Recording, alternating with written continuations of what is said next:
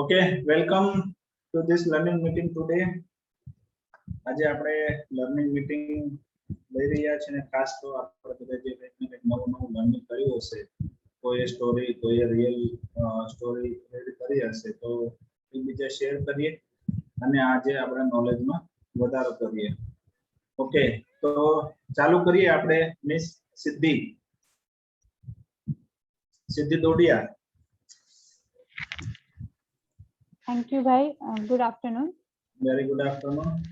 તો મારું આજે જે સ્ટોરી હું કહેવાનું છે અનુશાસન પર કહેવા માંગુ છું. અનુશાસન મતલબ ડિસિપ્લિન. ઓકે, તો જૂના જમાનામાં એક ગુરુકુળ હતું. ગુરુકુળમાં બહુ જ બધા શિષ્યો હતા. તો ગુરુકુળમાં કેવું હોય કે ડિસિપ્લિન તમારે બહુ જ હોય, મોર્નિંગમાં ઉઠવું, એ બધા ડિસિપ્લિન છે.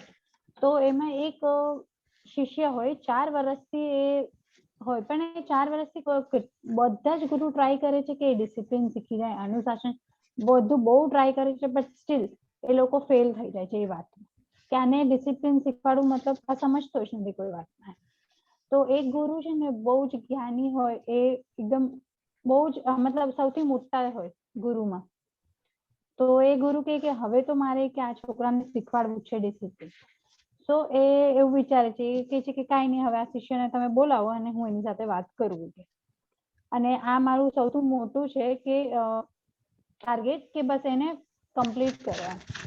અને એ ધીરે ધીરે પછી એને વાતચીત કરે તો કે તારે પાસે એક કામ છે કે તારે નદી છે, નદીનો બહાવ તારે રોકવાનો છે.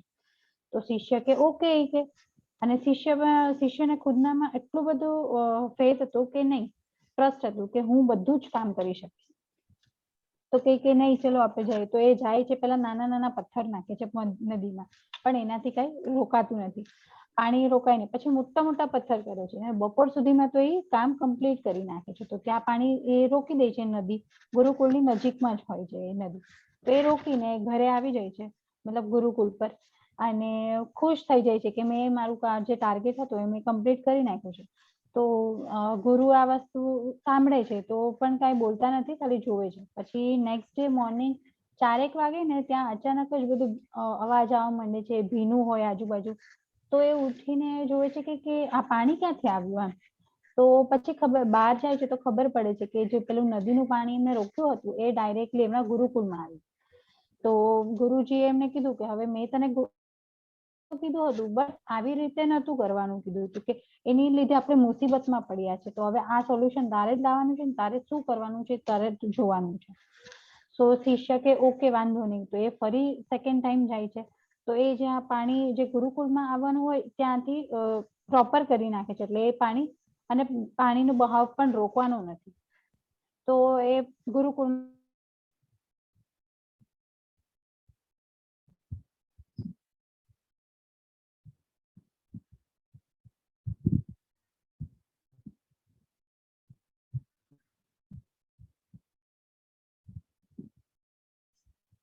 હેલો. યસ. ઓકે. તો એ પાછું એમ કે છે ગુરુજી કે તારે પાણી રોકવાનું નથી, પાણી મતલબ ગુરુકુળમાં જે આવે છે ને એ સ્ટોપ કરી દેવાનું છે, ને મેં તને જે ટાર્ગેટ આપ્યો છે એ બી કરવાનું છે. તો કે ઓકે. તો નેક્સ્ટ ટાઈમ પણ બહુ જ મહેનત કરીને એ પાછું પાણી રોકી નાખે છે નદીનું, અને પ્લસ સેકન્ડ સોલ્યુશન એ પણ કરે છે કે ગુરુકુળનું પાણી પણ જતું રહે છે.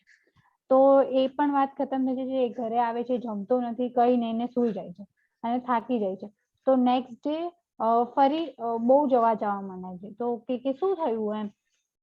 તો ગામવાળા જે છે ને એ જે પાણી છે આખું ગામમાં જતું રહ્યું. આખું ગામમાં આટલું બધું પાણી આવ્યું કે બધા ગામના લોકો એમને કમ્પ્લેન કરવા આવ્યા ગુરુકુળમાં કે આ નદીનું પાણી અહીંયા આવે છે. પછી ગુરુજીએ આ શિષ્યને બોલાવ્યો અને એને બહુ જ ખીજાયા કે તને મેં કીધું તું કે પાણી રોકવાનું, પણ તારા લીધે બીજા લોકોને પ્રોબ્લેમ્સ આવે છે. તો તને નથી સમજ પડતી કે તે તારી મૂર્ખતા દેખાડી દીધી અને આવું કામ કર્યું. સો આમાં એક જ વસ્તુ છે કે આદેશ એ કીધું હતું કે આ છોકરાની કોઈ મદદ કરવી નહીં. એટલે આ આપણા લાઈફમાં પણ સેમ એઝ ઇટ ઇઝ છે કે નદીનો બહાવ છે ને વહ્યા જ કરે છે, પણ એને આપણે એક પ્રોપર દિશામાં જતું હોય ને તો એને આપણને સક્સેસ મળે. પણ જો એ દિશાહીન, જેમ કે આપણે નદીને રોકવાની કોશિશ કરી પથ્થરથી, તો એ દિશાહીન થઈને મતલબ યા તો ગુરુકુળમાં આવી ગયું યા તો સેકન્ડ ગામમાં આવી ગયું. એટલે ડિસિપ્લિનમાં તમે રહો તો તમને વગર કોઈ પણ વિચારો લાઈફમાં ગોલ્સ તમારો ફિક્સ ન હોય તો તમે કોઈ વસ્તુ પામી ન શકો. એટલે ડિસિપ્લિનમાં હંમેશા રહેશો તો હંમેશા તમારા લાઈફમાં સક્સેસ મળશે. અને ડિસિપ્લિનમાં રહેવાથી જિંદગી હંમેશા સવરતી રહે છે અને દિશાહીન હોવાથી જિંદગી બરબાદ થાય છે. બસ આજે નાનો ઉદ્દેશ હતો કે ડિસિપ્લિન, એટલે જ આપણને સ્કૂલ્સમાં પણ ડિસિપ્લિન બહુ જ બધું શીખવાડવામાં આવે છે કે લાઈફમાં આપણને કામ લાગે. Thank you so much. Very nice story, Siddhi. Fantastic. બહુ પ્રેક્ટિકલ હતી સ્ટોરી અને discipline is the compulsory tools and કહેવાય કે મસ્ટ બી કહેવાય આપણી લાઈફમાં. અને લાસ્ટમાં મોરલ ઓફ ધ સ્ટોરી કહીએ કે તમે કહ્યું પ્રમાણે કે ડિસિપ્લિન વગર કોઈ પણ ગોલ અચીવ થતા નથી અને ડિસિપ્લિન વગરની લાઈફ એક શું કહેવાય કે વેસ્ટ ઓફ લાઈફ કહેવાય. Yes, so very nice story. Thank you. Thank you so much. Yes, हमारे अकाउंट डिपार्टमेंट में थी Nancy madam. Good morning. Good morning. તો આજે મેં સફળતા ઉપર ઘણા પોઈન્ટ્સ પર ચર્ચા કરીશ. આપણે ઘણી બધી નાની નાની વસ્તુઓ હોય છે જે મળે છે અને ઘણી નાની વસ્તુઓ હોય છે જેનાથી અમુક વસ્તુથી આપણને સફળતા પ્રાપ્ત નહીં થતી. તો એનામાં હું પોઈન્ટ્સ કહીશ કે સફળતા પ્રાપ્ત કરવા માટેની પૂરતી સામગ્રી દરેક વ્યક્તિ કુદરતે મૂકી જ હોય છે. તેનો યોગ્ય રીતે ઉપયોગ કરવાની અનાવડતના લીધે જ વ્યક્તિને સફળ મળતા નથી. તો કુદરતે બધું જ આપણને આપ્યું છે. આપણે સફળ થવા માટે ઘણા બધા રસ્તા પણ હોય છે, પણ અમુક આવડતના લીધે આપણામાં આવડત હોવી જોઈએ કે આપણે સફળ થવા માટે એ વસ્તુનો ઉપયોગ કઈ રીતે કરવો જોઈએ. ખોટી દિશામાં ચાલીને ક્યારેક સાચા કે યોગ્ય મુલાકાત ઉપર પહોંચી શકાતું નથી. બંધ બારણું ખોલવા માટે મોટા ભાગના માણસો મથ્યા જ કરે છે, પરંતુ એ લોકો જોતા નથી, આસપાસ નજર કરતા નથી કે બીજા કોઈ દરવાજા પણ ખુલ્લા હોય છે. હવે આપણે કોઈ એક વસ્તુને પકડી રહીએ એનેમાં મથ્યા જ કરીએ છીએ, પણ આપણે છતાં પણ આપણને સક્સેસ મળતી નથી. આપણે જોતા નથી કે આપણે એક કામ નહીં થયું તો આપણા પાસે બીજો બી ઓપ્શન હોય છે. એટલે હંમેશા એટલું યાદ રાખવું કે એક વસ્તુ ના હોય ને તો તેના માટે બીજો પણ ઓપ્શન હોતો છે. એના માટે બી આપણા દરવાજા.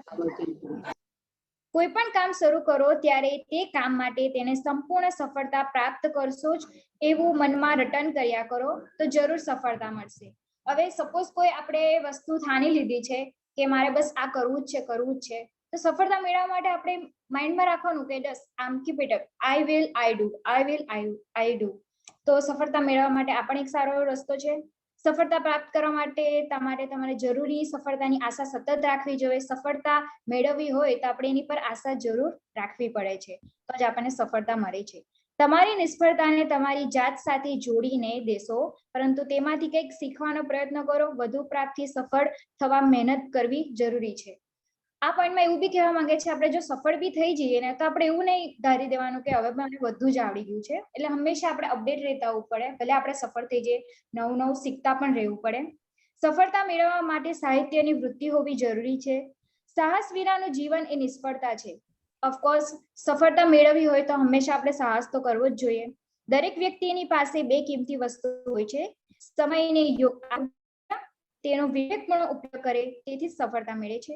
કયું કામ પહેલા કરવું, કયું પછી કરવું, કયા પ્રકારના કામને કેટલી અગત્ય આપવી એ જાણનારને જ જીવનમાં સફળતા જલ્દી પ્રાપ્ત થાય છે. ઓફકોર્સ હંમેશા આપણે સફળ થવું હોય તો મેનેજમેન્ટ રીતે કામ કરવું પડે. કયું પહેલું કરવું, કયું પછી કરવું, તો જ આપણને સારી એવી સફળતા મળે છે. તો થેન્ક યુ. તો આજના અમારો આ સફળતાનો આ ટોપિક હતો જેમાં મેં ચર્ચા કરી. Thank you.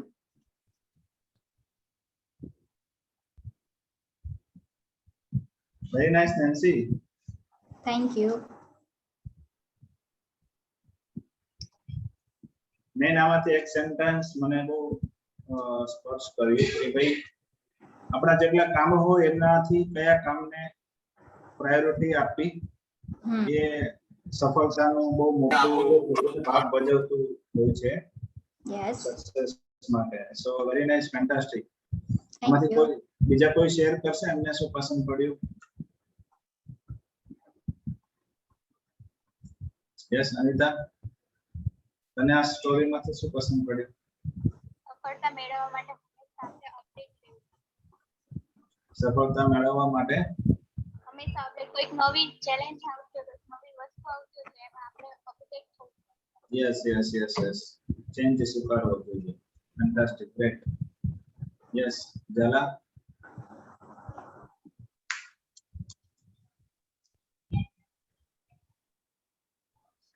તમારો અવાજ નથી આવતો.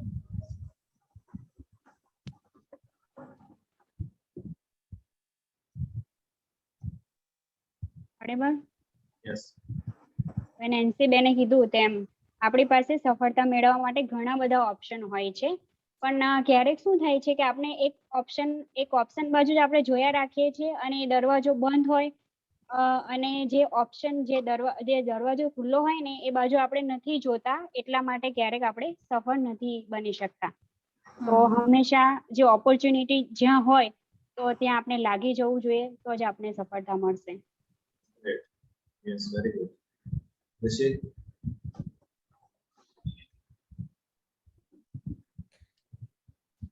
નેન્સીબેને ઘણું સારું કીધું કે સક્સેસ માટે ઘણી બધી આપણે ગોલ સેટ કરીએ છીએ. સક્સેસ તો હંમેશા આપણે એમ જ હોય છે કે અમારે સક્સેસ થવું છે, પણ એની પાછળ આપણે પોઝિટિવલી બી જવું પડે છે, ક્યારેક નેગેટિવને બી પોઝિટિવ કરવું પડે છે.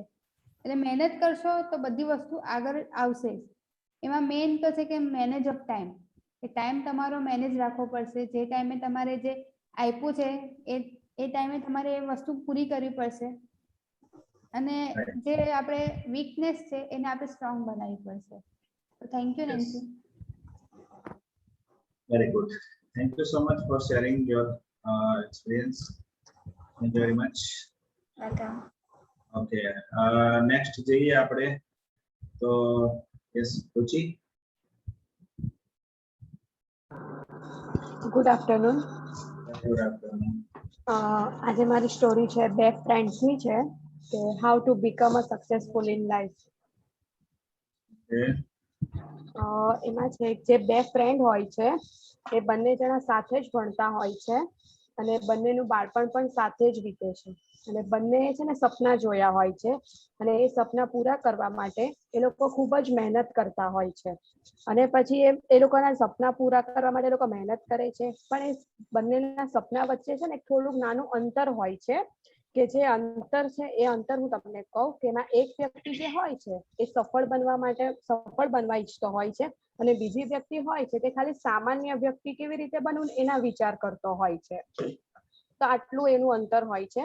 તો આપણે જોઈએ કે પહેલા વ્યક્તિ જે સપનું જોઈ છે એનું એક સપનું હોય છે કે એનું એક નાનું ઘર હોય, એક સારી નોકરી હોય, એમાં એક સુંદર પત્ની હોય અને એક બાળકોનું સારું ભણતર હોય, અને પછી એક સારી રિટાયરમેન્ટ એ લાઈફ એન્જોય કરે.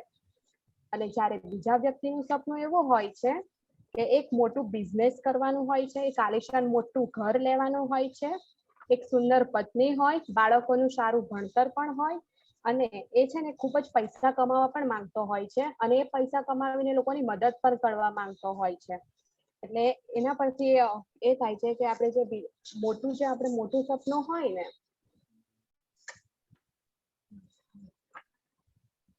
આપણે હંમેશા જે વિચારતા હોઈએ કે આપણા સપના છે ને મોટા જ હોવા જોઈએ. આપણે જે નાનું વિચારીએ છીએ તો આપણી સાથે નાનું જ થશે એમ. પછી એના માટે જે એક છે કે એક આલિશાન જિંદગી જીવવા માટે એ ખૂબ જ ઓછા લોકોના નસીબમાં હોય છે. હવે આપણે જોઈએ છે અત્યારે જેમ કે આપણે અત્યારે મધ્યમ વર્ગના માણસો કહેવાઈએ, તો આપણે અત્યારે એવું વિચારીએ કે આપણે મધ્યમ વર્ગના છે, આપણે મધ્યમ વર્ગના જ રહીશું એમ. હવે આપણે એવું વિચારીએ કે આપણે પણ મોટા માણસ બનીશું, તો આપણે ભવિષ્યમાં પણ આપણે મોટા માણસ બનીએ એવા છીએ. બંને પોતાના સપના તો પૂરા કરી લીધા. બંને મિત્રોએ જીવનમાં જે સપના જોયા હતા એ પ્રાપ્ત પણ કરી લીધા હતા, પણ એકનું સપનું જે હતું એ સામાન્ય જિંદગી જીવવાનું હતું, અને બીજાનું સપનું હતું એ સફળ વ્યક્તિ, મોટા બિઝનેસમેન બનવાનું હતું. ને તેમાં મહેનત, અને આપણે જે બિઝનેસમેન બનવું હોય તો એમાં છે ને ઘણી મહેનત પણ કરવી પડે છે.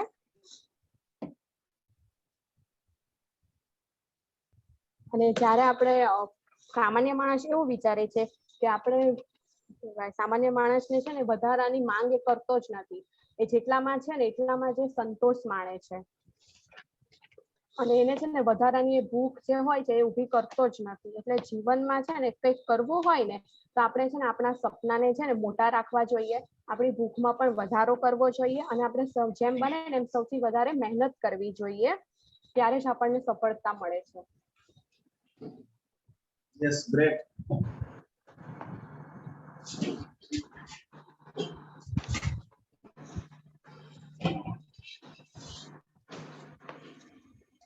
સરસ, very good Siddhi, Ruchi, nice. How to become a successful life, એમના વિશે તે જે કહ્યું.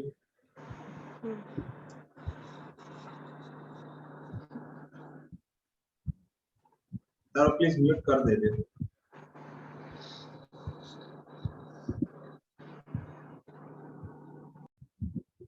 Thank you.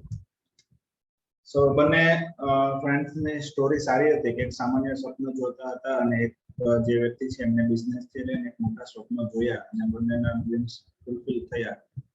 એટલે મોરલ ઓફ ધ સ્ટોરી કહી શકાય કે જેવા સ્વપ્ન જોઈએ અને એમના ઉપર જો રિયલી આટલી મહેનત કરવામાં આવે તો જરૂરથી સ્વપ્ન સાકાર થતા હોય અને સફળ લાઈફ બનતી હોય છે. સો very good, nice, thank you very much. આમાં કોઈ શેરિંગ કરવા માંગતો હોય તો સબીના. રુચિબેનની સ્ટોરીમાંથી એટલું શીખવા મળે છે કે તમે જો સપના જુઓ છો તો સપના થોડા મોટા જુઓ. તમે જેટલા મોટા સપના જોશો તો તમે એના પાછળ એટલી મહેનત કરશો અને જેટલા મોટા તમે સપના જોશો એ તમે સફળ ચોક્કસ કરી શકશો એ સપનાને. અને સપના માટે તમે જો નોર્મલ સપના જોશો ને તો તમે એના માટે એટલી મહેનત નહીં કરશો, તમને જેટલું મળશે એટલામાં તમે સંતુષ્ટ રહેશો. એટલે સપના જુઓ અને મોટા સપના માટે કહે ને કે તમારામાં ભૂખ પણ વધારે હોવી જોઈએ એને સાકાર કરવા માટે. સરસ, નાઇસ, થેન્ક યુ. યસ, ગાલા. રુચિબેનની જે સ્ટોરી હતી તો એ એક પેલી બુક છે ને rich dad and poor dad, same એ જ રીતની હતી કે આપણે જેટલા મોટા સપના જોશું ને ક્યારેક એવું થાય કે આપણે સફળ ન બની શકીએ, પણ ક્યારેક એવું થાય કે આપણે એની પાસે તો પહોંચી જઈએ. એટલા માટે હંમેશા ગોલને આપણે ઊંચો રાખવો જોઈએ, સામાન્ય તો હોવો જ નહીં જોઈએ એમાં. Great, very good, thank you. So nice sharing. આપણે જઈએ નેક્સ્ટ સ્ટોરી તરફ, નેક્સ્ટ લર્નિંગ તરફ. સો કોણ શેરિંગ કરશે? યસ, ઝાલા, બોલો. Good afternoon everyone. आज की मेरी स्टोरी है, उसका टाइटल है वक्त का भी बुरा वक्त आता है। हमारी स्टोरी बे शिष्यों वच्चे छे कि एक दिन ऐसा था कि एक गुरु अपने शिष्य को लेकर नदी में नहाने के लिए जा रहे थे और नदी के किनारे पहुंच गए और बाद में वो नदी के किनारे बैठ गए और जो शिष्य थे वो जो गुरु है उसको देखकर उनको ऐसा लगा कि हमें भी अब उनके पास में बैठ जाना चाहिए। तो सभी शिष्य और गुरु ऐसे नदी को निहारते हुए बैठे हुए थे। लेकिन सुबह से शाम हो गई, लेकिन गुरुजी पता नहीं क्या हुआ कि नदी में नहाने के लिए जा ही नहीं रहे थे। और शिष्यों की मजाल कि गुरुजी को कुछ बोले, कुछ पूछे, लेकिन ऐसा था, मेरे जैसा था, उस ने ऐसे उसका सब्र टूट ही गया और गुरुजी को पूछा कि गुरुजी हम नहाने के लिए कब जाएंगे? तो तभी गुरुजी ने जवाब दिया कि ये जो नदी का बहाव है ना वो रुक जाएगा, तब हम नदी में नहाने के लिए जाएंगे। तभी जो उनके पास एक दूसरा शिष्य था उसने पूछा कि ऐसा कैसे पॉसिबल है, नदी का बहाव तो कभी रुक ही नहीं सकता, ये बात तो इम्पॉसिबल है गुरुजी। तो गुरुजी ने कहा कि बस आज की शिक्षा मेरी यही थी कि ये जो नदी है ना वो हमारी लाइफ है। जैसे नदी वो किसी के लिए नहीं रुकती, वैसे ये जो जिंदगी है वो भी किसी के लिए नहीं रुकती। बस डिसाइड आपको करना है कि हमें नदी की तरह बहना है या फिर डर के हार के ऐसे चुपचाप बैठे रहना है। जो जो वक्त है वो नदी की लहर की तरह ही होता है, जो बदलता रहता है। आखिर ये वक्त ही तो है, वो चाहे बुरा हो या अच्छा हो, वो बदलता जरूर है। हमें कभी भी अगर हमारी लाइफ में बुरा वक्त हो, हमारा हौसला कभी भी हमें नहीं हारना है, हमेशा हिम्मत से काम लेना है। चाहे कोई भी परिस्थिति क्यों ना आए, हमें हमेशा पॉजिटिव सोच कर कोई भी काम करना चाहिए, तो वो काम जरूरी अच्छा होगा।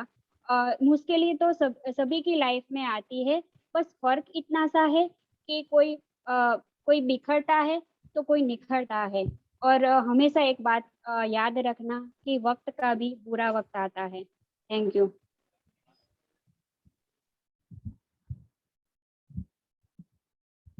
વાહ, સરસ. Thank you. Yes, very nice moral of the story. કોણ પોતાનું લર્નિંગ શેર કરશે? ધ્રુવી, શું કહે છે સોનલ મેડમની સ્ટોરી? શું શીખો છો તમે એમાંથી? જીવનમાં હંમેશા કંઈક શીખતું રહેવું જોઈએ. ભલે આપણે શું કે જીવનમાં કંઈ પણ મુશ્કેલીઓ આવે, નદી તો વહેતી જ રહેવાની છે, પણ આપણે પણ કોઈનું સાંભળવાનું નથી. આપણું જે ધ્યેય બનાવ્યો છે એ તરફ વહેતું રહેવાનું છે. બરાબર છે. समय ક્યારેક प्लस माइनस હોય, बट हौसला बुलंद रखना और आगे बढ़ते रहना. Very good. Thank you so much, Jala and Dhruvi, for sharing your knowledge. Thank you very much. Yes, Anita. Sonal બેની સ્ટોરીમાં એવું કહેવા માંગે છે કે ગમે તે ના, સોનલ બેનની સ્ટોરી નહીં, તમારી story. Good afternoon. Very good afternoon. તારો અવાજ ઓછો આવે છે. હજુ ઓછો આવે છે.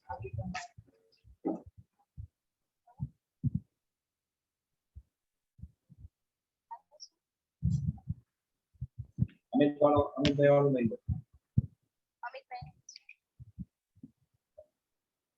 એની પેલું છોકરી બેઠી ને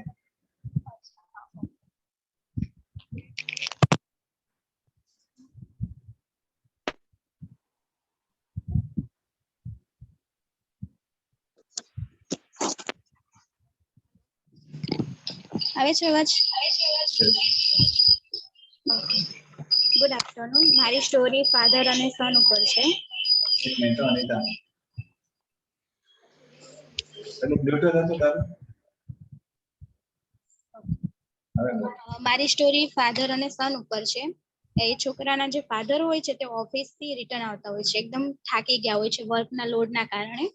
તો એનો જે છોકરો હોય છે એના પપ્પાની રાહ જોતો હોય છે. તો એના પપ્પા જ્યારે ઘરે આવે છે ત્યારે એના પપ્પાને પૂછે છે કે પપ્પા હું તમને એક ક્વેશ્ચન પૂછું? તો એના પપ્પા કહે છે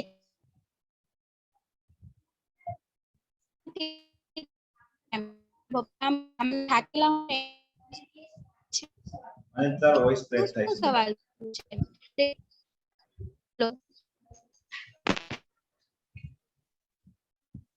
હેલો,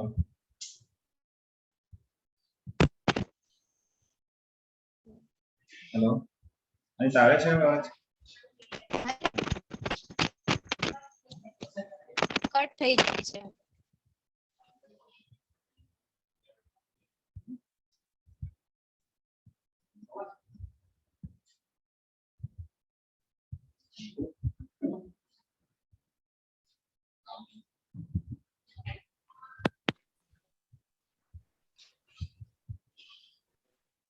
હેલો. યસ, ઓકે, આવે છે અવાજ હવે? Yes, clear. મારી સ્ટોરી ફાધર અને સન ઉપર છે. તો એના ફાધર હોય છે તે ઓફિસથી થાકીને ઘરે આવે છે ત્યારે એનો છોકરો રાહ જોતો હોય છે કે પપ્પા આવશે એટલે હું એમને ક્વેશ્ચન પૂછીશ એમ. તો પછી થાકીને આવે તો એના પપ્પાને પૂછે કે પપ્પા હું તમને એક ક્વેશ્ચન પૂછું? તો કે હા પૂછને. તો કે તમે દિવસના કેટલા રૂપિયા કમાઓ છો એમ. ત્યારે એના પપ્પા કે આ તું શું સવાલ પૂછે છે એમ. તે કે ના મને એકવાર કહો ને તમે કેટલા રૂપિયા કમાઓ છો એમ. તો એ કે 1 કલાકના 100 રૂપિયા એમ. તો કે મને તેમાંથી 50 રૂપિયા મળશે એમ. તો એના પપ્પા ગુસ્સે થઈ જાય છે કે હું એટલી મહેનત કરું છું, કલાકના 100 રૂપિયા કમાઉં છું ને તું 50 રૂપિયા માંગે છે એમ. તારે કંઈક નકામું રમકડું કે એવું કંઈક લેવું હશે એમ કરીને એને ખીજવાઈ જાય છે ને એને કહે છે કે રૂમમાં જઈને સૂઈ જા.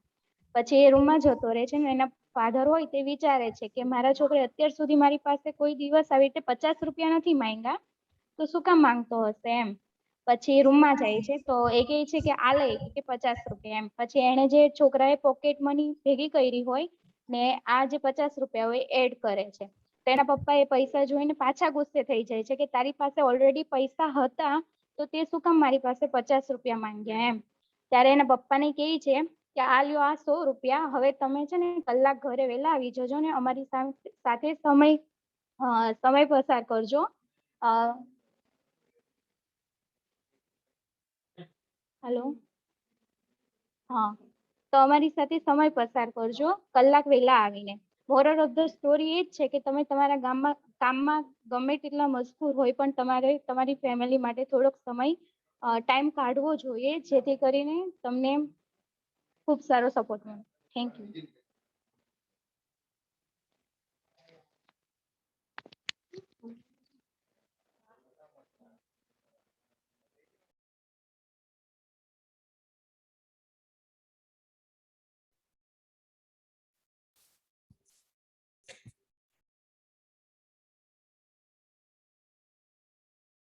અનિતાબેન, તમારી સ્ટોરી ઘણી સારી હતી કે આ એક ફાધર અને સનની જે બોન્ડ હતી એ બોન્ડના લીધે બોન્ડને તમે કીધું છે કે બેનો રિલેશનમાં ઘણીવાર કેવું થાય કે ફેમિલી ટાઈમ અપાતું નથી અને ફેમિલીમાં જે સૌથી નાના હોય એમને એમ લાગે કે અમારા જે ફાધર છે કે અમારા જે મતલબ એલ્ડર લોકો જે અમારાથી મોટા છે તે અમે ટાઈમ નથી આપી શકતા.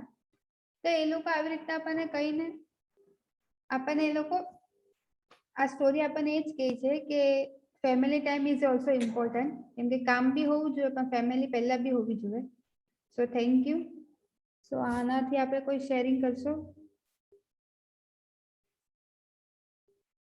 નેન્સીબેન? તો અનિતાબેને ખૂબ સારી સ્ટોરી કીધી. Family is most important. તો રિયલ લાઈફમાં પણ ઘણું એવું થાય છે કે આપણે પ્રોફેશનલ લાઈફમાં એટલા બિઝી થઈ જઈએ કે આપણે પર્સનલ લાઈફમાં આપણે જોતા નથી, ફેમિલીને બી ટાઈમ નહીં આપતા.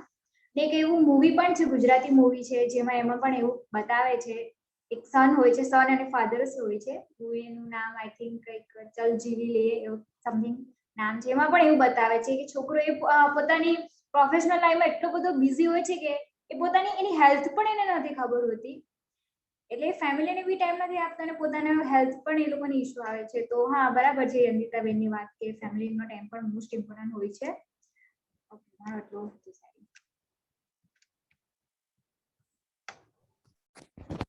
થેન્ક યુ નેન્સીબેન. બીજું કોઈ શેરિંગ કરશે? દી? બસ કે ફેમિલી હંમેશા ઇમ્પોર્ટન્ટ, ફેમિલીને પણ ઇમ્પોર્ટન્સ આપવું જોઈએ, બીકોઝ ફેમિલી છે તો આપણે છીએ લાઈફમાં પણ. એ આપણી ફર્સ્ટ પ્રાયોરિટી હોવી જોઈએ. હા, ઘણી વખત કામમાં ને કામમાં આપણે ભૂલી જતા હોઈએ છે કે જેમ કે ઘરે ફેમિલી જાય તો ક્યારેક મમ્મી હોય, આપણા દાદી હોય, જે આપણે રાહ જોતા હોય કે એ લોકો હોલ ડે ના બિઝી શેડ્યુલમાં તો આપણને થોડો ટાઈમ આપે અને આપણે એ પણ ના આપી શકીએ તો એ નહીં બને. એટલે હવેથી ક્યારે પણ તમે જાઓ, તમારા ઘરમાં કોઈ એલ્ડર્સ હોય, એલ્ડર્સને આપણા પાસેથી બસ આપણો થોડો ઘણો 10 મિનિટનો ટાઈમ જોતો હોય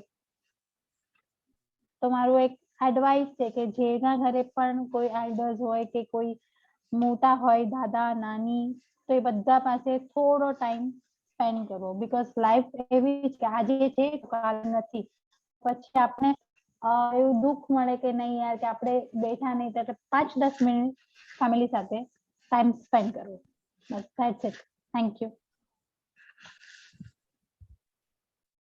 वेरी नाइस सिद्धि. और થેન્ક યુ. बहुत सारी स्टोरी હતી Anita. Thank you so much. આપણે નેક્સ્ટ તરફ જઈએ. ધ્રુવી, સો આપણે સ્ટોરી છે બેટા? યસ. Very good. हमारी स्टोरी नाम है आप हाथी नहीं इंसान है।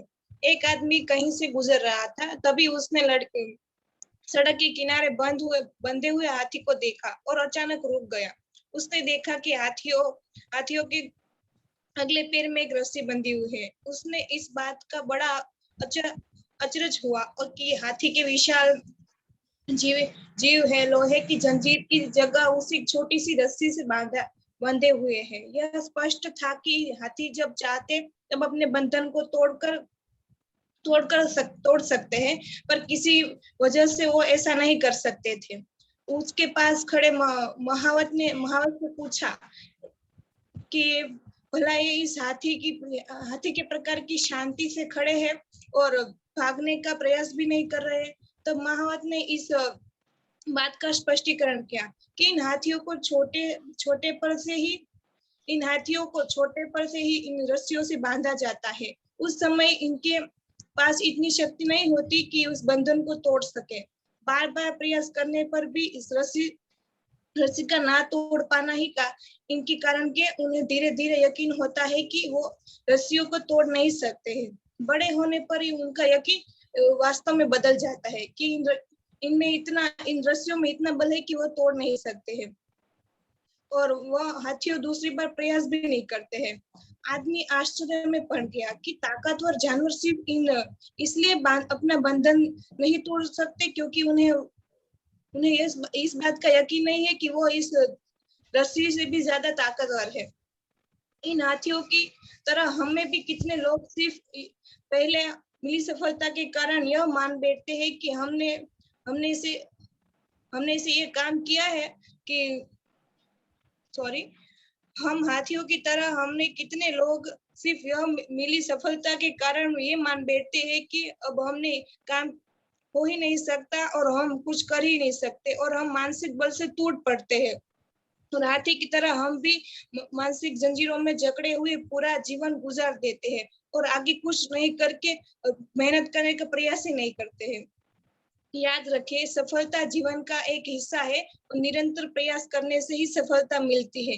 यदि आप भी ऐसी किसी बंधन में बंधे हो तो आपको अपने सपने सच करने से एक फिर मौका देना चाहिए और फिर मेहनत करनी चाहिए। शायद आप भी अब हाथी की तरह उस सपने से बाहर आ सकते हो। जिंदगी की शुरुआत में आस होती है और जिंदगी की शुरुआत में सिर्फ काश ही होती है।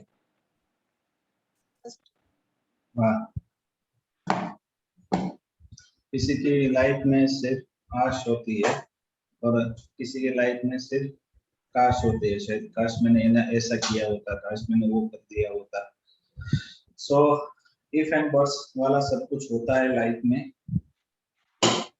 बोलते हैं ना अपना पैराडाइम्स, संतोष नायक कहते हैं ना कि अपना पैराडाइम्स अपना खुद को ही तोड़ना पड़ेगा। अगर हम लोग पैराडाइम्स में ही रह गए तो बोलते हैं ना कि तालाब का पानी जो रहता है ना, अगर रुका हुआ रहता है वो तो खराब हो ही जाता है। तो अपनी लाइफ भी ऐसा ही है। अगर हम रुक गए, किसी बंधन में बंध गए तो अपनी लाइफ ऑब्वियसली सक्सेस नहीं हो पाएगी। So thank you Dhubri, very nice. Sharing કરશે કોઈ નવું આમાંથી સારું શીખ્યા હોય?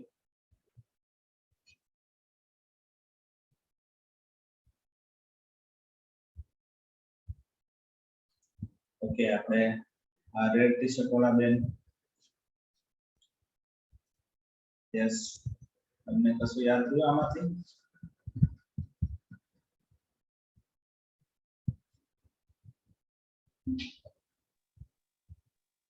જી, હેલો, ગુડ આફ્ટરનૂન.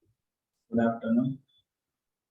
સ્ટોરી એ મોરલ મળે છે કે આપણે આપણા લિમિટના બિયોન્ડ જવું પડે આપણા ગોલ અચીવ કરવા માટે. Hard work is the most important in our life to achieve goals.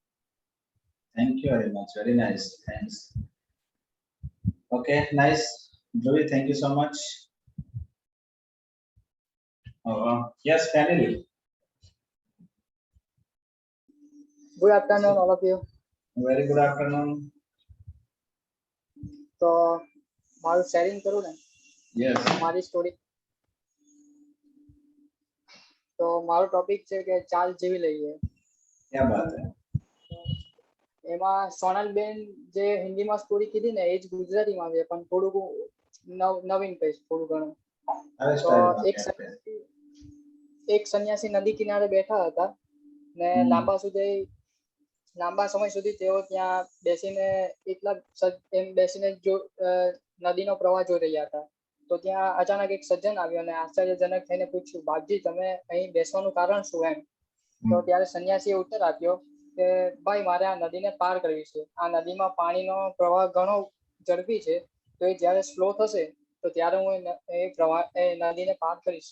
પછી જે પેલો વ્યક્તિ હતો તેને પૂછ્યું પેલા માણસને કે તમારું માથું એમનું માથું ભમી ગયું. એટલે એમને પૂછ્યું, અરે બાપજી તમારું મગજ તો ઠેકાણે છે ને? એમ તો કઈ નદી સુકાતી હશે? આખો જન્મ તમે અહીંયા બેસી રહેશો ને તો પણ આ નદી સુકાશે નહીં. ત્યારે સંન્યાસીએ મસ્ત સારો એવો જવાબ આપ્યો કે ભાઈ હું પણ આજ તો સૌને સમજાવવા માંગુ છું કે લોકો હંમેશા કહેતા હોય છે કે એક વખત બસ મારી પાસે આવી બધી જવાબદારી હું મારી પતાવી દઉં, ત્યારબાદ મન ભરીને મોજ કરીશ, દુનિયા ફરીશ, સૌ કોઈને મળીશ, લોક સેવા કરીશ, પરિવાર માટે ટાઈમ આપીશ, સમાજ માટે જીવીશ. પણ જેમ આ નદીનું જળ ક્યારેય સુકાવાનું નથી, તેમ મનુષ્યના જીવનમાં કામોમાંથી ક્યારેય છૂટા થવાના નથી. જેમ આ નદીનું જળ અનંત છે, તેમજ મનુષ્યની જવાબદારીઓ પણ અનંત રહે છે. મારે નદીના વહેણની જેમ જ નદીના વહેણની સાથે જ નહીં નદી પાર કરવી પડશે. તેવી જ રીતે તમારા લોકોએ જીવનની જવાબદારીઓને નિભાવતા જીવનનો આનંદ લેવો પડશે, નહીં તો આમાં તમારું જીવન પતી જશે. તો આના પરથી એમ કહી શકાય કે જીવનમાં જે પણ કંઈ પ્રાપ્ત કરવું હોય તો તેની પાસે સતત લાગ્યા રહેવું પડે છે. અને જો એક રસ્તો બંધ હોય તો તેની ખુલવાની રાહ ન જોવી જોઈએ. તેનાથી વિશેષ એ કે તેની સામે બીજો કોઈ દ્વાર ખુલ્લો જ હશે, તો તેને શોધવાની આપણે જરૂર કોશિશ કરવી જોઈએ. તો જ્યારે એક દરવાજો બંધ હોય તો બીજો દરવાજો ખુલવાની રાહ જોયા કરતા પહેલા આપણે તે બીજો દરવાજો કયો છે તેને શોધવો જોઈએ, અને ત્યારબાદ આપણે તે કાર્ય સરળતાથી પાર કરી શકીએ જ્યારે તે રસ્તો મળી જાય ત્યારે. તો સહી દરવાજા ખટખટાए. क्या बात है, क्या बात है.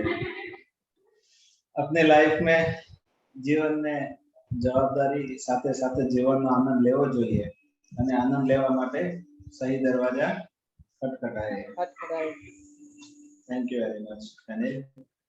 Nice story. It was a great moral of the story. Thank you. Yes, कौन बाकी છે? ऋषि.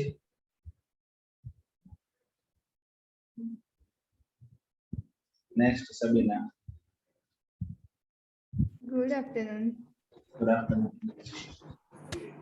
તો આજની સ્ટોરી નથી, આજે એક ટોપિક છે કે મૌન की महिमा. કે સાયલેન્સ, મૌન यानी कि સાયલેન્સ. Yes. કે સાયલેન્સ મહિમા હવે આપણે તમે વિચારી લેજો, બીકોઝ હા હાર્દિકભાઈ વાળા મહિમા नहीं हार्दिकભાઈ वाला महिमा नहीं. Okay. It's मौन की महिमा. Okay. साइलेंस की महिमा, not for हार्दिकભાઈ महिमा. એટલે કે importance of silence. Yeah, thank you. Importance of silence. Today is my topic. So આપણે જે છે ને સ્પીચ એટલે સાયલેન્સ, કેમ કે સાયલેન્સ ઘણી કેવી હોય કે ઘણા કામમાં કોઈ કામ કરતું હોય વ્યક્તિ, આજ સુધી મેં ઘણા એવા વ્યક્તિને જોયા છે જે બોલે છે પણ એ લોકોથી કામ થતું નથી, અને ઘણા વ્યક્તિ એવા હોય છે જે કામ કરે છે પણ એ બોલતા નથી. બરાબર. અને ક્યારેક એવું થાય છે કે જે વ્યક્તિ કામ બોલતા નથી તેમનું કામ બોલે છે, એ કેમ કે એ ઓલવેઝ ફોકસ એમના કામ પર રાખે છે. એમને ખબર છે કે હું બોલીશ તો આનો કોઈ ફાયદો નથી, બલ્કि મારે આના પર મારા વર્ક પર મારે ધ્યાન રાખવું પડશે. હું આવી રીતના કામ કરીશ તો મારું કામ બોલશે, લોકો એને એપ્રિશિએટ કરશે કે પછી એને એ લોકોનું ઇન્સ્પિરેશન માનશે, તો એ લોકો બી એવી રીતના ઇફેક્ટ કરશે. એવી રીતના એક સાયલેન્સ બી હોય છે, સાયલેન્સ પર્સન. હવે આપણે જ પ્રવેશમાંથી આપણે લઈ શકીએ તો એક આપણે છે નિમેશભાઈ, જે એકદમ સાયલેન્ટ પર્સન છે, એમનું વર્ક બોલે છે. અને એક છે આપણે સાગરભાઈ, સોરી ફોર ધેટ, બટ સાગરભાઈ છે જે બોલે છે. આઈ નો એ વર્ક કરે છે, દેટ્સ ગુડ, વર્ક તો એ કરે જ છે, પણ ક્યારેક એવું થાય છે કે એમનો જે બોલવાનો જે રિએક્શન હોય છે ને સામે વાળે ઊંધું લઈ લે છે, એટલે એ ના લેવું. એમનો બી કંઈક એક વર્કનો ટાઈમ હોય છે, એમનો બી કંઈક કહેવાનો એક મોટિવેશન કંઈક રીઝન હોય છે કે તમારું કામ પ્રોપર, તમારા જે વર્ક કરો છો એ બધા પ્રોપર જ કરે છે. એવરીબડી જે બી આપણે પ્રવેશના મેમ્બર્સ છે તો એમને ઇન્સ્પાયર કરવા માટે એ છે થોડુંક એમ બોલી લે છે, જે ન સાંભળવું પડે બધાને, તો એ બોલે છે સારા માટે જ બોલે છે. એમ નિમેશભાઈ છે જે ઓલવેઝ ઓપોઝિટ છે સાગરભાઈના, કે કામ ઓલવેઝ એમનું કામ પરફેક્ટ હોય છે. આજ સુધી હું અહીંયા આવીશ ત્યાં સુધી મને તો મેં જોયું છે કે નિમેશભાઈ છે હંમેશા એમનું કામ એકદમ પરફેક્ટ હોય છે, એમનું કામ સારું હોય છે. તો આપણે બી એવી રીતના જ બનવાનું છે, થોડુંક સાગરભાઈ જેવું બનવાનું છે, થોડુંક નિમેશભાઈ જેવું બનવાનું છે. કામમાં આપણે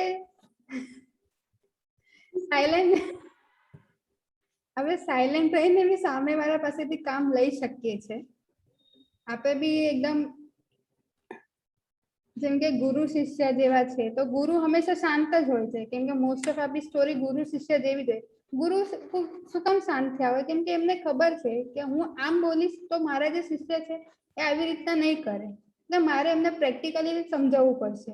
એટલે એ કામ આપણે સાગરભાઈનું છે કે પ્રેક્ટિકલી સમજાવે છે, એટલે શિષ્યને બી સમજવું જોઈએ કે ગુરુ આપણા સારા માટે, ઓલું કહે છે ને ગુરુ વિના જ્ઞાન નથી, એવી રીતના જ છે. So thank you.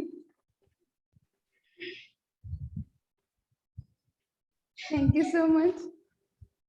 ઓકે, પહેલા તો થેન્ક યુ કે ભાઈ તમે શું કહેવાય કે પ્રેક્ટિકલી એક્ઝામ્પલ આપી આપણે સારું લર્નિંગ આપ્યું છે, પ્રેક્ટિકલ લર્નિંગ.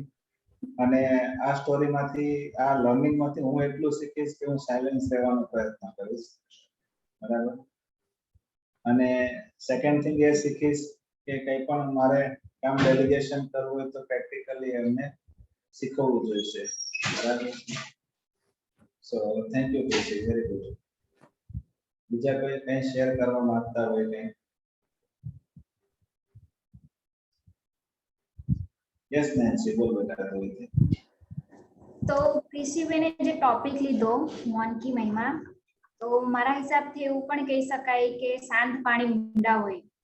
અમુક એવા સાયલેન્ટ લોકો પણ હોય છે જે આપણી સામે હોય, એકદમ સાયલેન્ટ હોય છે, કામ બામ બધું પરફેક્ટલી કરતા હોય છે, પણ અમુક ટાઈમ એ લોકો એટલું બધું મોટી વસ્તુ કરી હોય ને આપણે બિલીવ નહીં થાય કે આ વ્યક્તિ તો કેમ આવો હતો ને આટલું મોટું કાર્ય કરી દીધું. આવું પણ હોય છે. અમુક લોકો કેવા હોય છે, હવે મેં લાસ્ટ સિઝન બિગ બોસ નો જોયો હતો, તેમાં એક સદસ્ય હતો, તે કામ કરે એટલે બધાને કિયા કરે એમ કે મેં આ કામ કર્યું, મેં ઝાડુ પોછા કિયા था, मैंने किचन साफ किया था, પણ એ વ્યક્તિમાં કંઈ હોતું નથી એમ. તો મારા ખ્યાલથી આ જે સેન્ટેન્સ છે એમાં આવું હોવું જોઈએ કે જે શાંત હોય છે એ ઘણું બધું કરી દેતા છે એની લાઈફમાં મગજ શાંત. અમુક જે બોલે છે પણ એ કરતા નથી. Thank you. સરસ. બીજા કોઈને કંઈ શેર કરવું છે?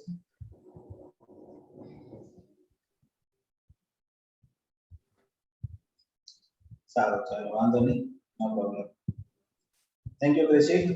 લાસ્ટ અને આપણે સબીના. યસ સબીના, આપણે કામ કરીએ, આપણો ટાઈમ થઈ ગયો છે ઓલરેડી. તો સબીના પેન્ડેની જે બાકી છે આપણે નેક્સ્ટ મીટિંગમાં લઈ લેશું, બરાબર. તો આપણે બસ મીટિંગ વાઇન્ડ અપ કરીએ, સમય થઈ ગયો છે નેક્સ્ટ મીટિંગનો, બરાબર. So thank you so much everyone, nice sharing.